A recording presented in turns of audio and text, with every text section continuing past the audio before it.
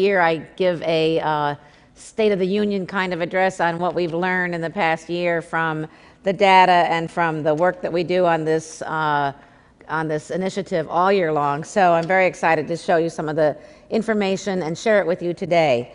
First, let's just take a little bit of a look at what we've been doing here. I mean, we had such a wonderful first day yesterday, and it really was interesting to me how it encompassed so much of what we've been doing for 10 years.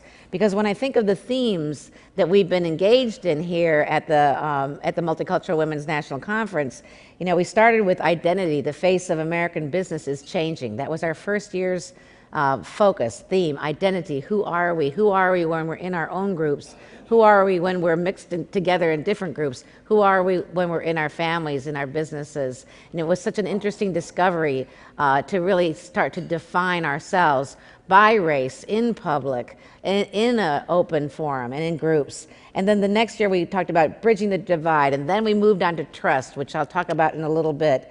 And we had a wonderful year where we talked about authenticity, the power of being you. And I remember women coming up to me and saying, because I wore some, you know, wild, wonderful dress, and a woman came up to me and she said, you know, I love the color orange, and I never felt I could wear orange to the office. Of course, orange is very in now, but at the time it was just really not. And so she said she was going to go out, she was going to go home, and she was going to drag her orange clothes out of her closet and wear them to work. You know, authenticity, it wasn't just about clothes, believe me, it was about everything. And then power, own it, share it, use it. That was one of our themes. How do we get in touch with our power, our own sense of power?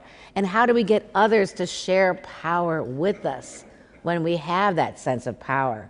Risk takers, change makers, women in charge, that was our theme from 2008.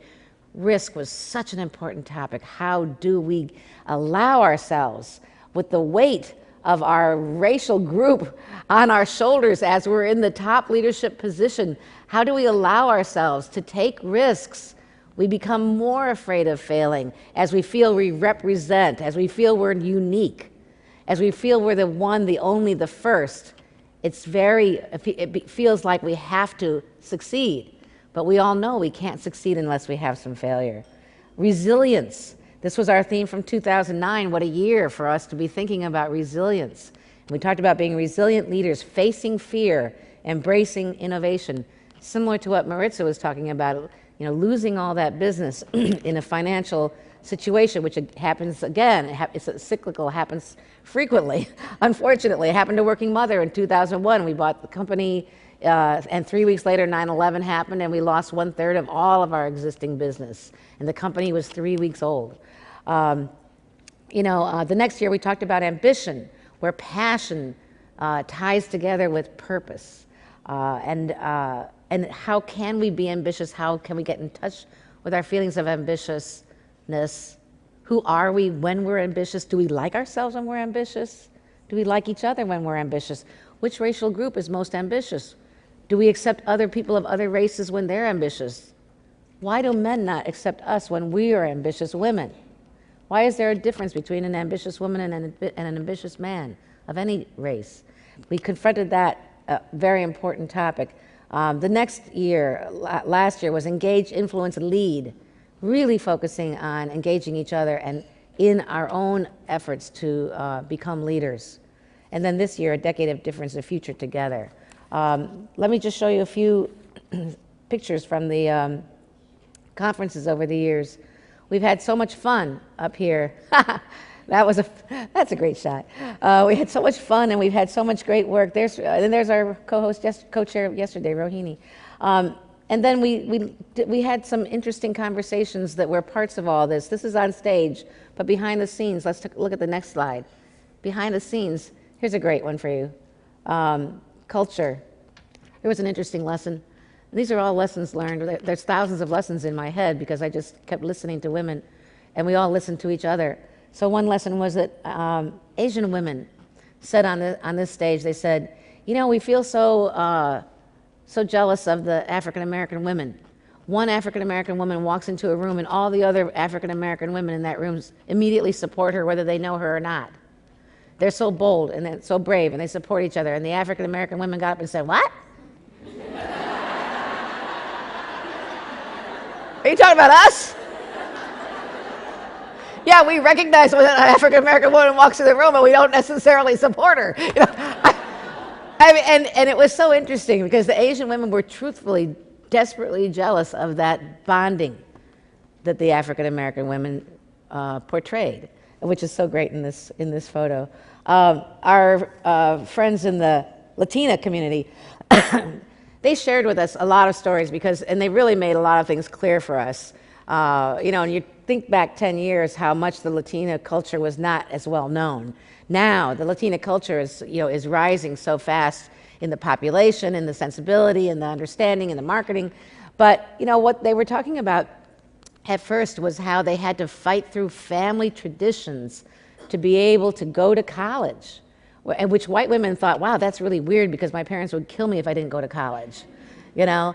And Latinas were saying, that, you know, the people that encouraged them to get a degree or, you know, do something beyond what their expectations were often white men who recognized their talent, and they were often coming in as in secretarial or assistant positions, and then just being tremendously tremendously helped by a push from somebody else. Oh, thank you so much, Lisa.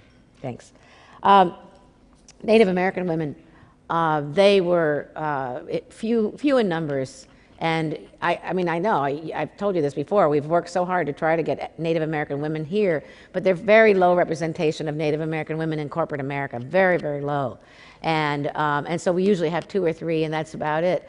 But when they come and speak, it's so amazing the words that they say to us, because when they share their stories of their sacred traditions and how they need time to leave their job, to go back to their communities for sacred ceremonies that can last for a very long time, and that they have a very hard time being out of touch with the land that they were raised on, and that they also have an identity issue that they're never known to be Native Americans. People don't know unless they say, I'm Native American. And you know, I have to say that I think of all the groups that we learned about, we learned the most about Native American because we knew the least about Native American women. And we thought about them the least. And they appeared there the least. So we still have a lot of joining together and searching out of how to engage Native American women in our work and in our companies, and how to bring them into our communities at work. So we still have a lot of work to do on that. But I think it was extremely important. It's always extremely important to hear from them and to learn and to take that out and just share it with others, which the stories are so compelling that we always share the Native American stories with each other. So in Engage, I mean, I just think, I'll tell one little story about this, which is that the first year that I think it was actually the second year of the conference, and we were breaking out into our groups, and someone came up to me. Some of you have heard this story together before, but someone came up to me and she said, I belong in none of these groups. And so what am I to do? And I'm like, why don't you belong in one of these groups? We have everything covered. She said, I am of mixed race heritage. And that's important to me because that is my identity. And it was very interesting and very important because we declared a mixed race group right there on the spot. Very, very few people attended at first, but now more and more people attend every year. And you cannot tell anything about that group because they look like all kinds of different people. And they share with us some very important learnings, you know, for example, like that many people in the mixed race group have never identified as mixed race before. They only join that group because we declare it. And they find such a special learning about themselves because they have presented themselves as one or the other from a mixed race background. And you know, every possible mixture included. And so, but they presented themselves one way or another. And so when they're going to mixed race for the first time, there's a huge aha moment. And they oftentimes may go only once and then go back to the group that they have self-identified with their entire life. So fascinating work on their part. Trust, I think the most important work we did was on trust. We found out through instant polling some shocking data that really threw white women for a big curve. And we spent, I think we did 18 town halls across the country on trust because we felt it was so important to take this word out not just so that white women could hear it, but so that non-white women could speak it too. And the word was that white women were trusted only half as much as the least trusted of the other groups. So all the groups, Hispanic, Native American, Asian, and African American, all of those groups had a relative level of trust amongst each other that only varied by 5 or 6 percentage points. But for white women, the percentage points dropped by half. So it was like, you're comparing like 58% trust to 26% trust for white women. And it was very shocking, and it was something, the reason it was shocking was because the white women didn't know they weren't trusted.